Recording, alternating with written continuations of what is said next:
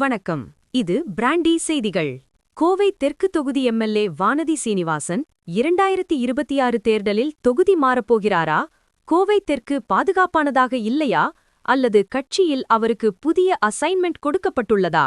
இன்று செய்தியாளர்கள் எழுப்பிய நறுக்கென்ற கேள்விக்கு வானதி சீனிவாசன் அளித்த அந்த சூசக பதில் இப்போது அரசியல் வட்டாரத்தில் பெரும் விவாதத்தை கிளப்பியுள்ளது. முழு விபரம் இதோ.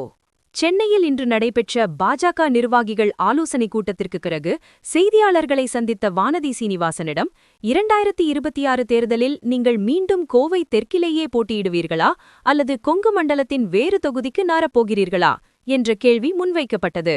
அதற்கு புன்னகையுடன் பதிலளித்த அவர், நான் எங்கே நிற்க வேண்டும் என்பதை கட்சி தலைமைதான் முடிவு செய்யும். ஒரு சிப்பாய்க்கு எல்லையை தீர்மானிக்கும் அதிகாரமில்லை, உத்தரவை ஏற்றுப் போரிடும் கடமை மட்டுமே உண்டு.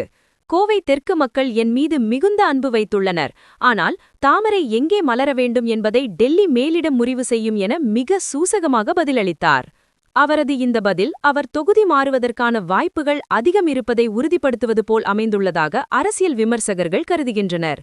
வானதி சீனிவாசன் தொகுதி மாறுவது குறித்த 3 முக்கிய காரணங்கள். விஜய் காரணி. கோவை தெற்கில் த.வ.க. விஜய் கட்சி களமிறங்கினால் வாக்குகள் சிதறும் என்பதால் பாதுகாப்பான வேறு தொகுதியை பாஜக தேடுவதாக கூறப்படுகிறது. அதிமுக பாஜக கூட்டணி.